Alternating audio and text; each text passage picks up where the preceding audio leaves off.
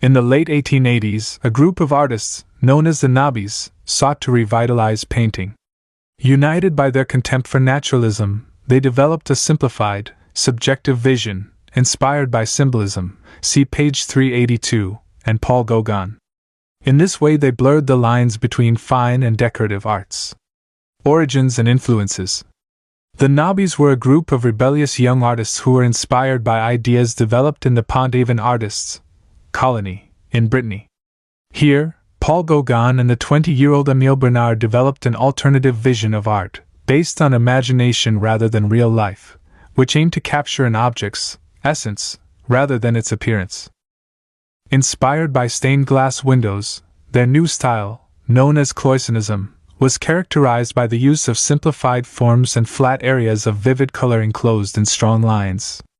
In 1888, a landscape painted by Paul Sérusier, under Gauguin's guidance, encapsulated a new sense of artistic freedom. On his return to Paris, it had a catalytic effect on his student friends, who nicknamed it the Talisman They coalesced into a group called Les Nabis, from the Hebrew word for prophets.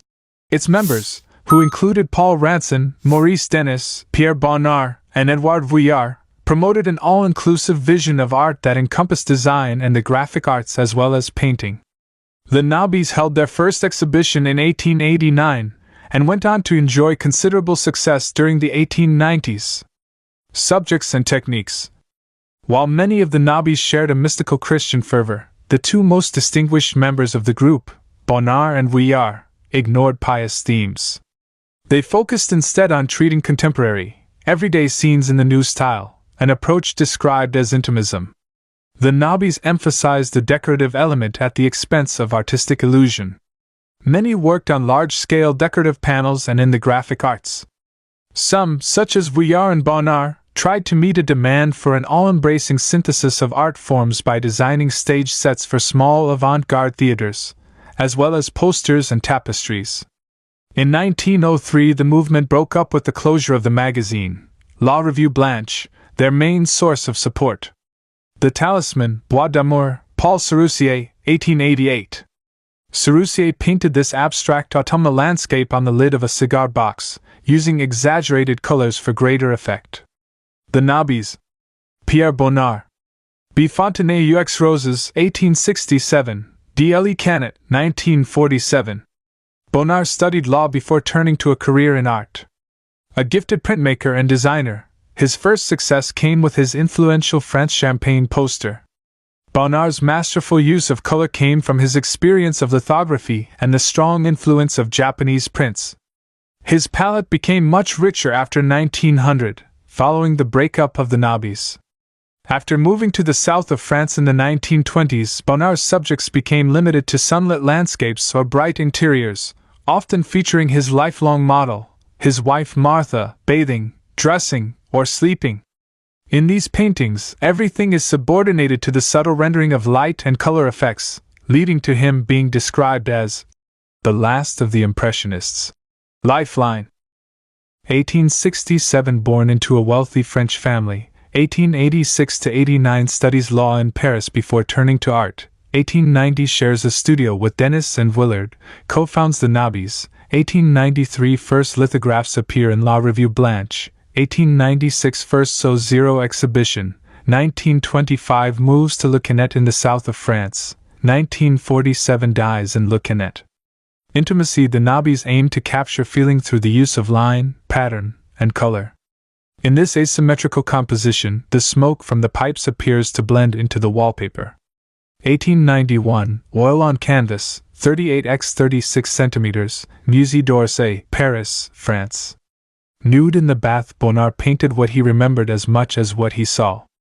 In his world, his wife Martha never aged. She was 60 at the time of this painting. Here, he imagines her as a youthful nymph, bathing in a room full of the vibrant light and color of southern France, and framed against a rainbow of glass tiles. 1936, oil on canvas, 93x147 cm, Musée d'Art Moderne de la Ville de Paris, France. Closer eye look. Use of color. Bonnard usually worked from a palette of 8 vivid colors, which he applied very thinly. The water here acts as liquid light, smoothing Martha's submerged body, which appears to shimmer slightly. Edouard Vuillard. BCUICUX, 1868, DLA Ball, 1940. Edouard Vuillard is best known for his early intimate domestic interiors, which often featured his family and friends, but he also experimented with other media, including lithography, stage sets, and decorative panels. Vuillard met his fellow Nabis while he was a student at the Académie Julian. He is often linked with Pierre Bonnard, with whom he shared a studio and style of painting known as intimism. Another long-term friendship, with the editor of La Revue Blanche, Thady Natanson, led to numerous commissions from his wife Migia and their wealthy friends. Vuillard's pictures blended the flat colors and emphatic contours of Gauguin with the shimmering divisionism and careful surface structure of Seurat. These mini-dramas, recreated from his memory and staged against a backdrop of richly furnished interiors, used pattern, texture, and color to create a strong atmosphere. Vuillard's later, more conservative paintings never recaptured the achievements of his 1890s work. Lifeline. 4868, born into a prosperous middle-class family. 1888-89, studies at Académie Julian, meets the future Nabis. 1889, exhibits at the Salon for the first and last time. 1890, co-founder of the Nabis, shares a studio with Bonnard and Denis. 1891, first solo show. 1900, interest in photography and Impressionism leads to change in style. 1940, dies while fleeing from German troops. Pot of Flowers. After 7900, Vuillard's interest in photography and the Impressionists led to a more realistic style, using light to create space and volume. 1904, Oil on Cardboard, Scottish National Gallery of Modern Art, Edinburgh, UK. Seated woman with a cup of coffee. Many of Vuillard's intimist paintings possess dramatic tension within their domestic setting. This portrait of a woman sitting alone is infused with a feeling of melancholy. 1893, Distemper on Card, 36 by 29 centimeters, Fit to William Museum, Cambridge, UK. Closer look. Focus on pattern. M. Vuillard often focused on patterns and textures, such as those found here in the wallpaper, using them to frame a picture's mood. The dark wall hanging appears to engulf the woman. Only her pale face and hands stand out. Maurice Denis. P. Granville, 1870, D. Paris, 1943. A leading Nabi theorist, Maurice Denis led the reaction against Impressionism and later attempted to revive the genre of religious painting. Aged 20, he published a highly influential article, from which these lines would become a central creed of modernism. Before a painting is a warhorse, a naked woman, or an anecdote, it is essentially a flat surface covered with colors arranged in a particular way. Denis' own art was highly decorative, with flowing lines and patches of color. The fight between Jacob and the angel. This painting shows Jacob struggling with the divine messenger to gain God's blessing. 1893, Oil on Canvas, Private Collection. Aristide Maillol. B. Banyos sur Miar, 1861, D. Perpignan, 1944. Maillol, the son of a ship's captain, decided at an early age to become a painter. In 1881, he moved from his home in southwestern France to Paris, where he met the Nabis. Encouragement from Paul Gauguin led Maillol to open a tapestry workshop in Banyos in 1893. The high-quality work produced there gained him considerable recognition for renewing this art form in France. By 1900, Maillol had abandoned tapestry to concentrate on sculpture, and the latter part of his life was devoted to sculpting female nudes. His revival of classical ideals set a standard for monumental figura sculpture that lasted until 1940s, and inspired the work of Henry Moore, see page 488.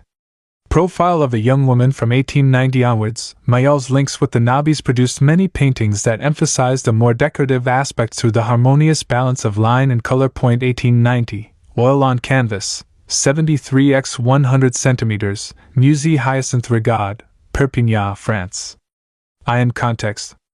La Revue Blanche. This magazine for avant-garde literature and art, published from 1889 to 1903, was closely associated with the Nabis. After 1891, when Thady Natanson became its editor. Natanson and his beautiful Franco-Polish wife, Migia, formed the heart of an active circle of artists and writers who they promoted through their journal, exhibitions, and commissions from their wealthy friends. Poster for La Revue Blanche by Pierre Bonnard, 1894. The Nabis valued the graphite arts as much as painting and devoted much of their time to illustration, posters, and theater sets.